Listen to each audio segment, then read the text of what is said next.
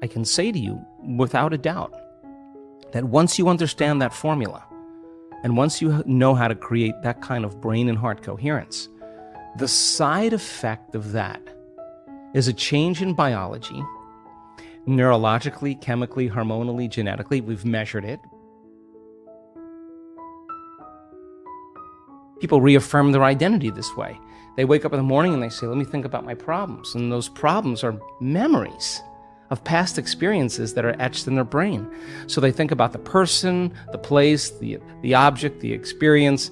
And we could say then, if they believe that their thoughts have something to do with their destiny, they're thinking in the past. And every one of those problems has an emotion associated. So now they feel unhappy, now they feel fear, now they feel unworthy.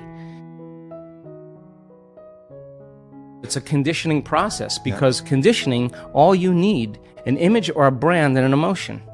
And all you need is a stimulus and a response. So every time the person remembers their past, the image with the emotion is literally subconsciously conditioning their brain and body into the past. And so if they're living in the familiar past, guess what? They're going to predict the next future. They're going to want to be able to predict their future. So because that's the known. So that there's only one place where the unknown exists, and that's the present moment. And teaching people how to get into the generous present moment takes an act of awareness. And most people would rather turn on their TV or, get on their cell phone or Facebook. When you're inside the jar, you can't see the label. And so we have this huge frontal lobe that gives us self-awareness. So then the insight never changes anything. You could have the insight that you're addicted to fear, you're addicted to competition, you're addicted to struggle. But that really means is that we're addressing reality matter to matter. And what we're at one point of awareness, one point of consciousness, and we're putting our attention on another point of consciousness, a future, an outcome. And the only way we know how to get there, when we're matter trying to change matter, is that we force, we control, we predict, we fight for it. Because that's how you are when you're living in survival. So then we have to move our bodies through space, and that takes time. So we think if we rush, that we're actually going to get there faster. But more and more of the rushing creates more of the addiction of those emotions, because the adrenaline that's released is actually an arousal. So a person is using the conditions, the problems, the situations in their life to reaffirm their addiction to some emotion. To me, that means we become addicted to the life we don't even like. And so that's why change is so hard. So then let's offer another alternative. Well, when you begin to create from the field instead of from matter, the only way you can do that is you have to learn how to take all of your attention off your body and become a nobody. Take all of your attention off all the people in your life that you give so much of your attention and energy to because you have an emotion associated with them. And get beyond all the people in your life and go from a someone to a no one. Mm-hmm. Now, if you've worked your whole life being a someone, or if you've been working your whole life thinking that you're your body, you're going to have to work a little harder because that's your identity. Sure. That's what you're associated with. So then you have to go get beyond all the things in your life, your cell phone, your computer, your car, and literally go from something to nothing. You have to take all your attention off the place you work, the place you live, the place you need to be, the place you're sitting, and go from somewhere to nowhere. You got to stop thinking about the predictable future and the familiar past and go right into the present moment and go from some time to no time. And if you do that properly, you become pure consciousness. And that's how you enter the field. Now, we've done the research on this. We call it getting beyond the self. Now, once you are pure consciousness, you're taking all of your attention off this three-dimensional reality. Now, where you place your attention is where you place your energy. So if you've taken all of your attention off of everything material, there's only one place you're going to wind up, and that is the immaterial realm called the quantum field, an invisible field of energy that unifies and connects everything material.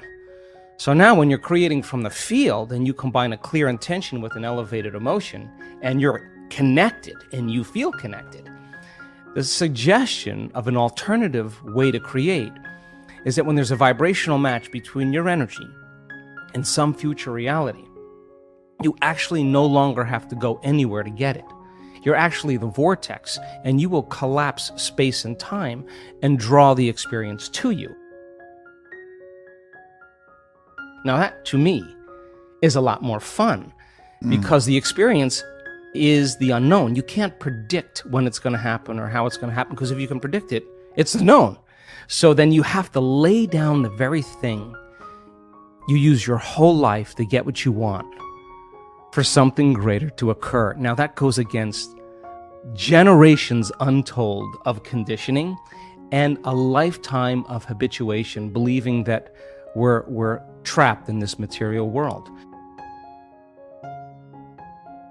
And yet, I can say to you, without a doubt, that once you understand that formula, and once you know how to create that kind of brain and heart coherence, the side effect of that is a change in biology, neurologically, chemically, hormonally, genetically. We've measured it. We've seen gene regulation changes in 4 days. More brain coherence, more heart coherence. Your brain's working better. You're trusting your heart. It's open.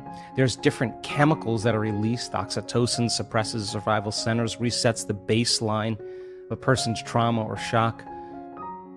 Your immune system goes up.